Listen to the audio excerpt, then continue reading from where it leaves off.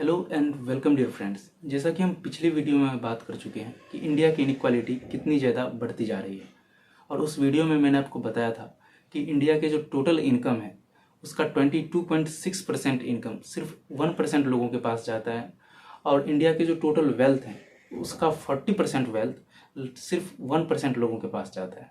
तो इससे आपको पता चल जाता है कि आखिर इंडिया में इनइक्वालिटी कितनी ज़्यादा है। तो इसका सॉल्यूशन के बारे में कई सारे पॉइंट्स दिए जाते हैं, और कई सारे फ्रेंड्स ने मुझे सजेस्ट किया था कि हम वेल्थ रीडिस्ट्रीब्यूशन पे क्यों नहीं फोकस करते हैं। तो इस वीडियो में हम बात करेंगे कि आखिर क्या वेल्थ रीडिस्ट्रीब्यूशन के जरिए इनइक्वालिटी को सच में ख़त्म किया जा सकता है क्या, और क्या यह सही सॉल्यूशन है। तो आइए जानते हैं।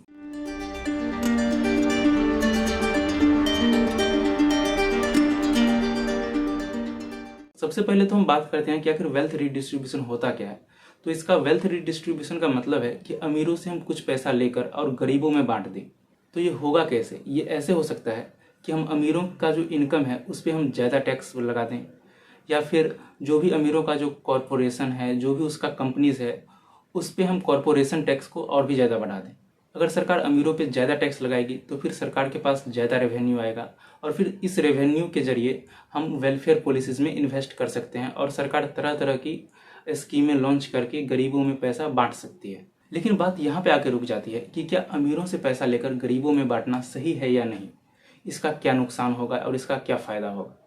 अगर हम अमीरों से पैसा लेकर गरीबों में बांटते हैं तो इसका एक फ़ायदा तो है कि हाँ, इनइक्वालिटी कम होगी, लेकिन इसका नुकसान उससे भी ज़्यादा बड़ा है। इसका जो सबसे बड़ा नुकसान होगा वो होगा कि अर्थव्यवस्था में इन्वेस्टमेंट कम हो जाएगा। कैसे, वो मैं आपको बताता हूँ। कोई भी अमीर आदमी या कॉरपोरेशन इन्वेस्टमेंट क्यों करता है नई नई इंडस्ट्रीज में? उसका मेन मोटिव होता है कि हम प्रॉफिट जनरेट करें। लेकिन अगर सरकार प्रॉफिट पे ज़्यादा से ज़्यादा टैक्स लगाती है तो वो इन्वेस्टमेंट नहीं करना चाहेगी, क्योंकि अगर सरकार ही ज़्यादा पैसा ले लेगी तो फिर उसका प्रॉफिट बहुत ही कम हो जाएगा। तो ये इन्वेस्टमेंट को डिसइंसेंटिवाइज करता है। आप इस चीज़ को दूसरी तरह से इस प्रकार समझ सकते हैं कि कोई भी आदमी या कंपनी इन्वेस्टमेंट अपनी जोखिम लेकर करता है। इतना रुपया जो इन्वेस्ट करता है तो उसका मेन साफ साफ मतलब होता है कि उसे ज़्यादा प्रॉफिट मिलना चाहिए। लेकिन अगर सरकार ही ज़्यादा टैक्स कर ले तो वो इन्वेस्टमेंट करना ही नहीं चाहेगा, और अगर ये लोग इन्वेस्टमेंट नहीं करेंगे तो फिर नई नई इंडस्ट्रीज़ नहीं डेवलप होगी, और अगर नई नई इंडस्ट्रीज़ नहीं डेवलप होती है तो फिर अनएम्प्लॉयमेंट और भी ज़्यादा बढ़ जाएगा। तो कहीं ना कहीं इससे अर्थव्यवस्था में बहुत बड़ी प्रॉब्लम आ जाएगी। इसमें एक और दलील दिया जाता है कि अगर हम कॉरपोरेशन टैक्स को नहीं बढ़ा सकते हैं तो हम इनकम टैक्स को क्यों नहीं बढ़ा देते हैं, क्योंकि बहुत सारे ऐसे रिच पर्सन हैं जिसका इनकम बहुत ही ज़्यादा है, तो हम उसका टैक्स बढ़ा दें और फिर उसके टैक्स से जो पैसा आता है उसको गरीबों में बांट दें। तो इसका भी जो है ना डिसएडवांटेज बहुत ही बड़ा है। सबसे बड़ा डिसएडवांटेज है कि अगर हम टैक्स को बढ़ा दें तो it will provide work disincentive. इसका मतलब है कि कोई भी इंडिविजुअल लगन से, अपनी मेहनत से काम ही इसलिए करता है कि उसे ज़्यादा से ज़्यादा इनकम मिल सके। लेकिन अगर सरकार ही ज़्यादा से ज़्यादा टैक्सेस ले ले उसके इनकम में से, सरकार ही ज़्यादा पैसा ले ले, तो फिर कोई भी पर्सन ज़्यादा से ज़्यादा काम नहीं करना चाहेगा, और वो अपने स्किल्स, नए नए स्किल्स को भी नहीं एक्वायर करना चाहेगा, क्योंकि उसे पता है कि मुझे ज़्यादा पैसा कमाने से क्या ही होगा, क्योंकि ज़्यादा पैसा तो सरकार ही ले लेगी। तो इससे भी हमारी इकोनॉमी पे बहुत बुरा असर पड़ेगा। दूसरा इसका सबसे बड़ा डिसएडवांटेज है ब्रेन ड्रेन। इसका मतलब है कि अगर हम इंडिया में इनकम टैक्स को बहुत ज़्यादा बढ़ा दें तो फिर जितने भी हाईली स्किल्ड लोग हैं वे लोग इंडिया छोड़कर दूसरे कंट्री में चल जाएंगे जहाँ पे इनकम टैक्स कम है। तो फिर इससे इंडिया में स्किल्ड पीपल की कमी हो जाएगी, और अगर स्किल्ड पीपल की कमी होगी तो फिर आपको पता ही है कि इकोनॉमिक्स डाउनफॉल करना ही करना है। वेल्थ रिडिस्ट्रीब्यूशन करने का एक बढ़िया एग्जाम्पल है वेनेजुएला। वेनेजुएला ने अपने कंट्री में वेल्थ रिडिस्ट्रीब्यूशन के रिगार्डिंग कई सारे पॉलिसीज अपनाए थे, लेकिन अंत में यह पॉलिसीज फेल ही हो गया। वहाँ पे हाइपर इन्फ्लेशन हो गया, वहाँ पे गुड्स की शॉर्टेज बढ़ गई, और सबसे ज़्यादा देखा गया कि गरीब ने ही ज़्यादा सफ़र किया था इसमें। तो मतलब वेल्थ रीडिस्ट्रीब्यूशन करना कोई एक अच्छी पॉलिसीज है नहीं। अगर वेल्थ रीडिस्ट्रीब्यूशन अच्छी पॉलिसीज नहीं है तो फिर आखिर इनइक्वालिटी को कम कैसे किया जा सकता है?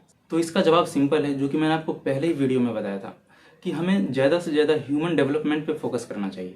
गवर्नमेंट को ज़्यादा से ज़्यादा ध्यान एजुकेशन फैसिलिटी पे देना चाहिए, हेल्थ केयर पे देना चाहिए, सैनिटेशन प्रोवाइड करना चाहिए गवर्नमेंट को, जॉब क्रिएट्स करना चाहिए। ये सारे चीज़ मिलकर कहीं ना कहीं इनइक्वालिटी को कम कर पाएगी। और इसका सबसे बढ़िया एग्जाम्पल है साउथ कोरिया। अगर आपको पता हो तो कोल्ड वॉर के बाद साउथ कोरिया की हालत बिल्कुल ही ख़राब हो गई थी, लेकिन आज के समय में हम देखें तो साउथ कोरिया टेक्नोलॉजी की दुनिया में बहुत ज़्यादा आगे होने का प्रमाण दे रहा है। और साउथ कोरिया ने यह तरक्की वेल्थ रीडिस्ट्रीब्यूशन करके नहीं किया है, बल्कि ह्यूमन डेवलपमेंट पे फोकस करके ज़्यादा किया है। उसने एजुकेशन पे ज़्यादा फोकस किया है, उसने हेल्थ फैसिलिटी प्रोवाइड करने पे ज़्यादा फोकस किया है। तो मतलब साफ है कि इनइक्वालिटी को कम करने के लिए हमें पीपल को ज़्यादा कैपेबल बनाना चाहिए। हमें लोगों में नए नए स्किल्स देना चाहिए ताकि वे भी बहुत बढ़िया से जॉब्स को प्राप्त कर सके। और हमें इंडस्ट्रीज पे ज़्यादा फोकस करना चाहिए, हमें ज़्यादा से ज़्यादा इंडस्ट्री एस्टेब्लिश करना चाहिए, जिससे कि ज़्यादा से ज़्यादा एम्प्लॉयमेंट मिल सके लोगों को और बेरोजगारी कम हो। अगर सब लोगों को रोजगार मिलेगा तो स्वाभाविक है कि इनइक्वालिटी धीरे धीरे कम हो ही जाएगी। और अंत में मैं बताना चाहूँगा कि कंट्रीज़ के वेलबींग के लिए आप इनइक्वालिटी पे ज़्यादा फोकस मत कीजिए, क्योंकि अगर हम देखें तो यूएस में ज़्यादा इनइक्वालिटी है एज़ कम्पेयर टू इंडिया, और अगर हम देखें तो पाकिस्तान में कम इनइक्वालिटी है एज़ कम्पेयर टू इंडिया। तो इसका मतलब ये नहीं है कि पाकिस्तान हमसे ज़्यादा बढ़िया है और हम यूएस से ज़्यादा बढ़िया हैं। Inequality is one of the measure on the basis of which you can understand the well-being of the population. There are various other measures which describes the well-being of the population of any country. और इसका जो सबसे बढ़िया major है वह है human development index, जहाँ पे हम बहुत से कंट्रीज के मुकाबले बहुत ही नीचे हैं। Thus the government should more focus on the human development. तो आज के लिए बस इतना ही, मिलते हैं अगले वीडियो में, तब तक के लिए धन्यवाद।